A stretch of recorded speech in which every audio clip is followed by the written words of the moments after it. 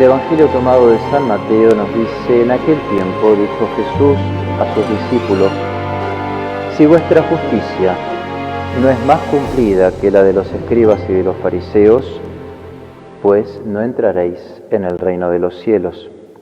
Habéis escuchado que se dijo a vuestros mayores: no matarás,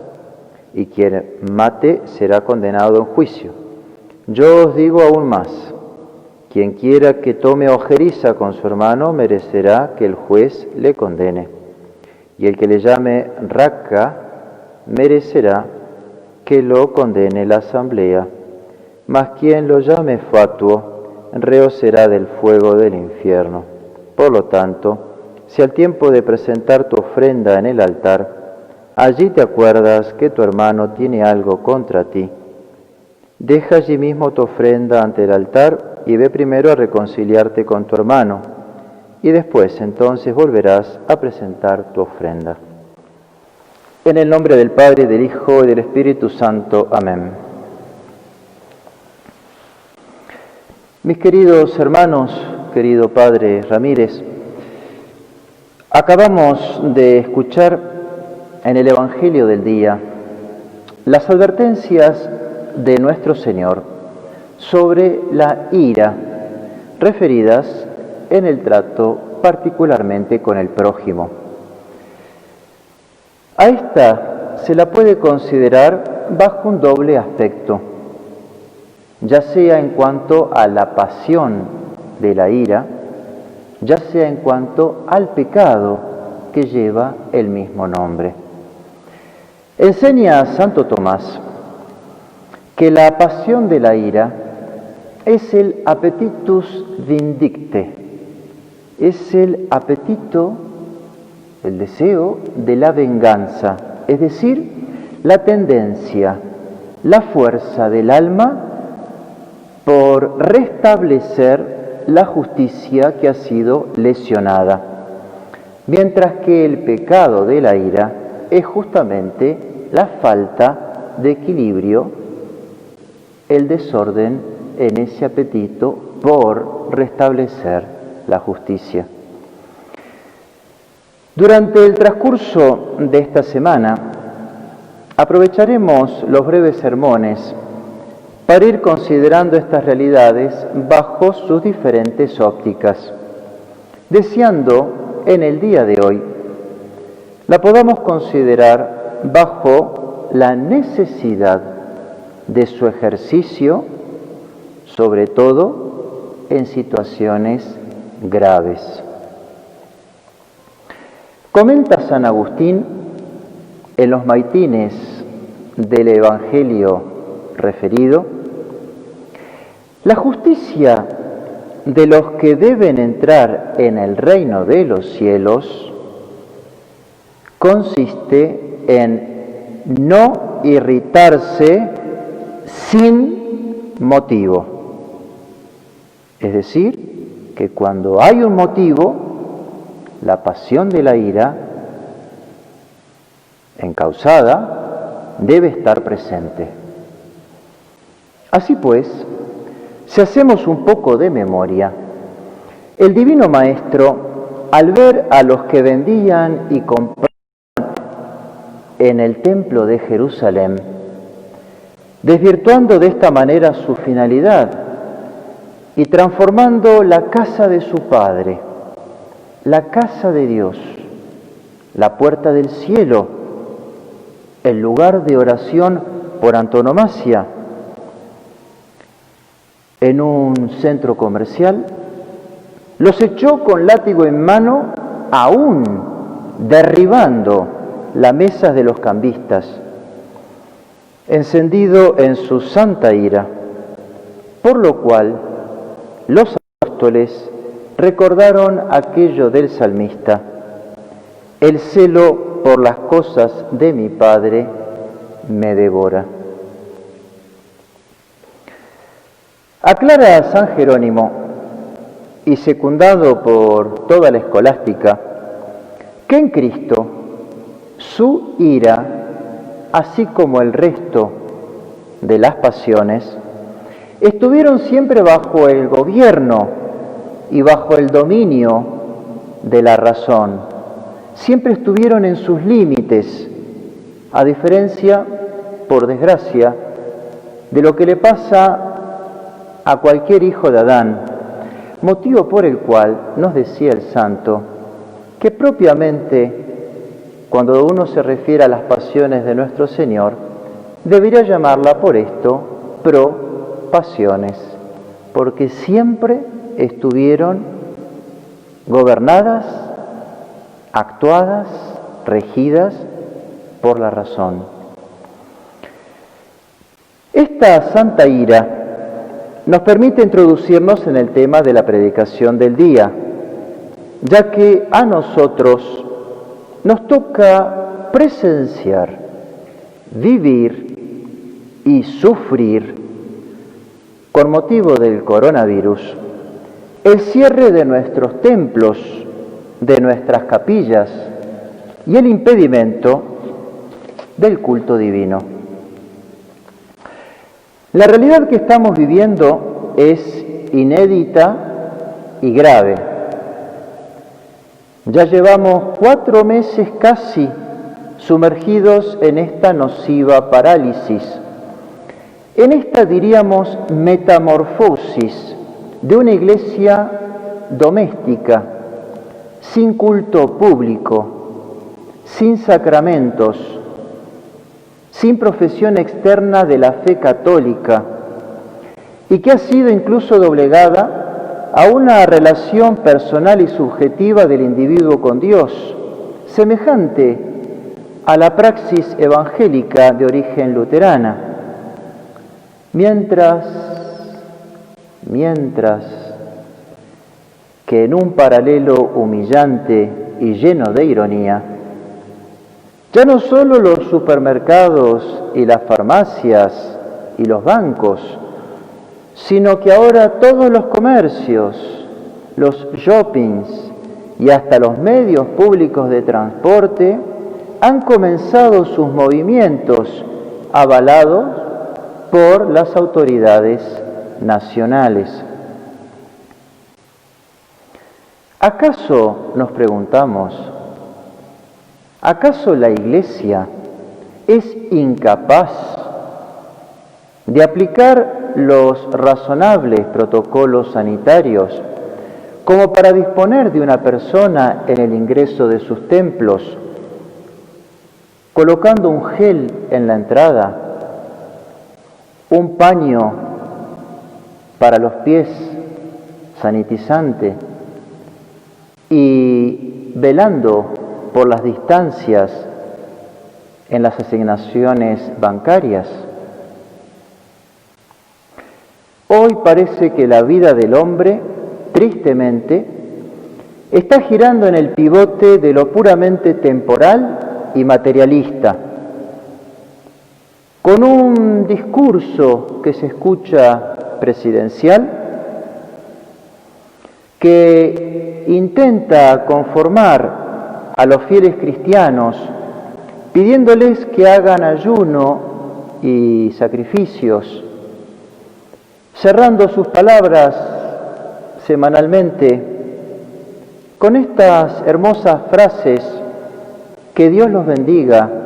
y especialmente a Guatemala. Sin embargo, ¿acaso el apóstol San Pablo, escribiéndole a los Gálatas en el capítulo 6, no les dice: de Dios nadie se burla, a Dios nadie le engaña? Flaco favor, diríamos, le haría el Altísimo a él y a nuestro pueblo guatemalteco si le consiguiese lo que pide, manteniendo las iglesias cerradas e impidiendo el acceso a la Santa Misa, a la renovación del santo sacrificio redentor de la cruz,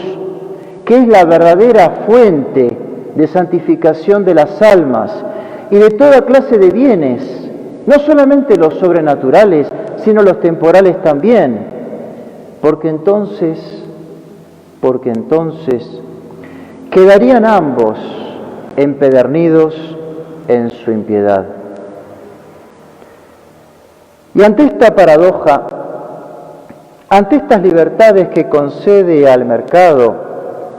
se ha implementado el toque de queda de 24 horas exclusivamente para los días domingos,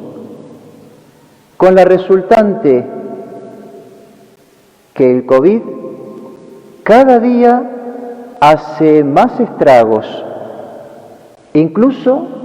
en la misma casa de gobierno, sin saber si hemos llegado aún al pico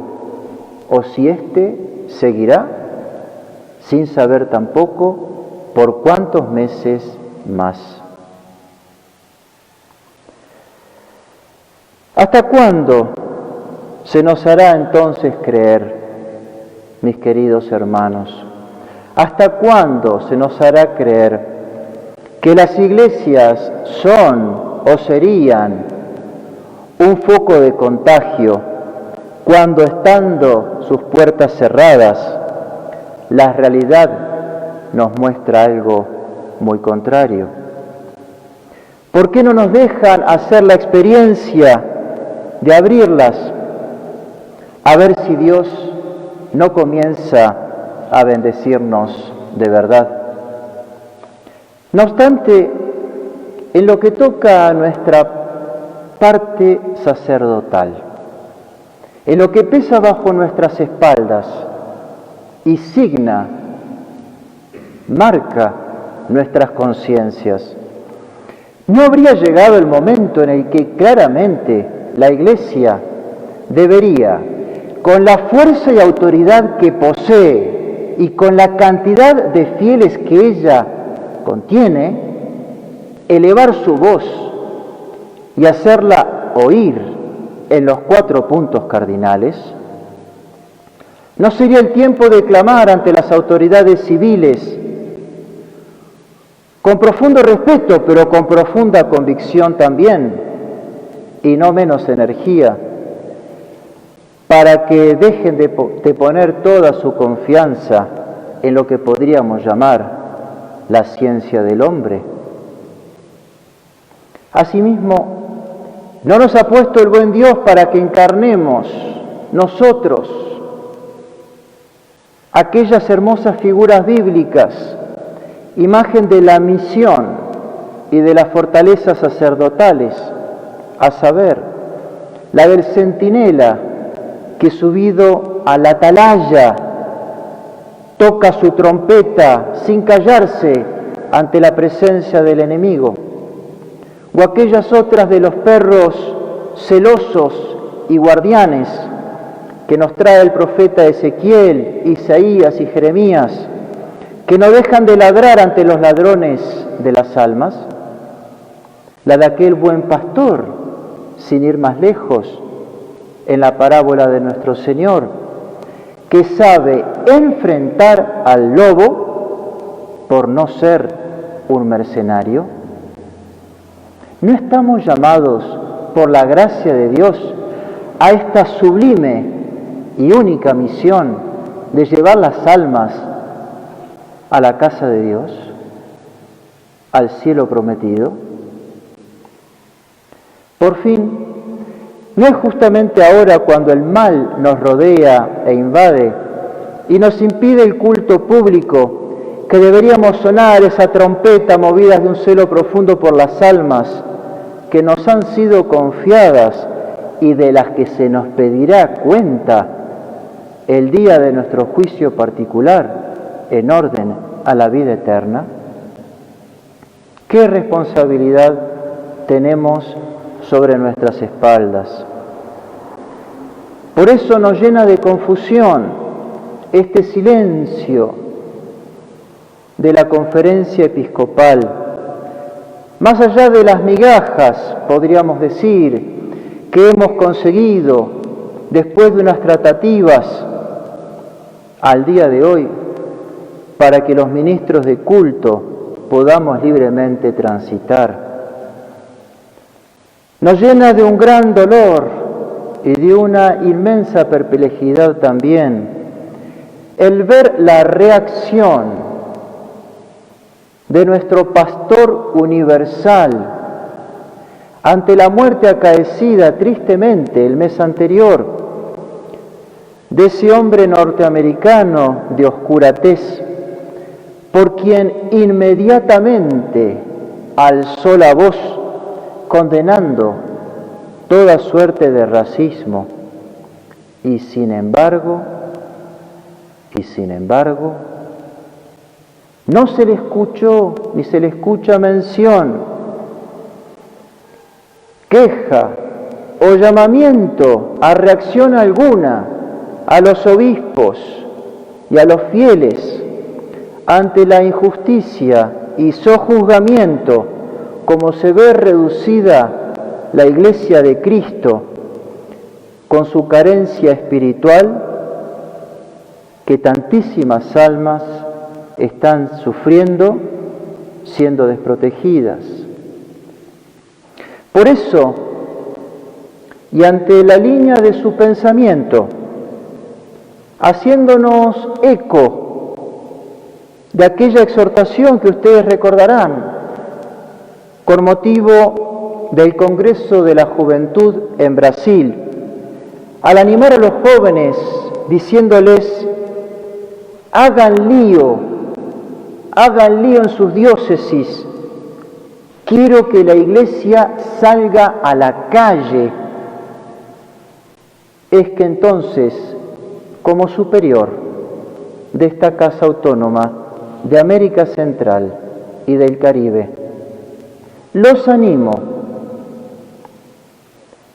a que, llevados por este santo celo por las cosas de Dios, por la honra de la Iglesia Católica, por la santificación y salvación de las almas a nosotros confiadas, a que también ustedes llamen, escriban y golpeen las puertas de los obispados en diversas diócesis de este país y pidan, reclamen e insistan para que den orden de abrir las puertas de las iglesias, para que vuelvan los sacerdotes a celebrar los divinos misterios, ya que la sanación de este virus, si Dios así lo permite, no vendrá sino por la Santa Misa, que es el verdadero culto al Dios vivo. Sí, parece que ha llegado el momento de hacer lío para que la Iglesia no permanezca más oculta, sino visible y abierta, para que se muestre valerosa sin tener temor a la enfermedad que solo puede atacar el cuerpo, para que se presente sabia sin por eso despreciar la prudencia, y para que, llena de fe, como fue la Iglesia de los primeros siglos, siga adelante sin temor a las injustas amenazas, a, como nos decía el apóstol San Pedro en la epístola, a no temer a nuestros enemigos. Mis queridos hermanos, como conclusión, no bajemos los brazos, ni ustedes, ni nosotros, que esa no fue la actitud del Salvador ante la degradación que encontró en el templo de Jerusalén. Más allá que estaba profetizado su destrucción a los pocos años, hasta lo último hizo lo imposible por salvarlo. De nosotros depende qué cosa, sino librar la batalla. El triunfo a Dios. Que la Virgen del Buen Combate nos sostenga animosos, nos sostenga en esta santa ira, en este santo celo por las cosas de Dios, nos preserve de resquebrajar el respeto debido a las autoridades y nos mantenga siempre en el corazón con la llama encendida de la caridad, del amor a Dios y al prójimo. Ave María Purísima, sin pecado concebida. En el nombre del Padre, y del Hijo, y del Espíritu Santo. Amén.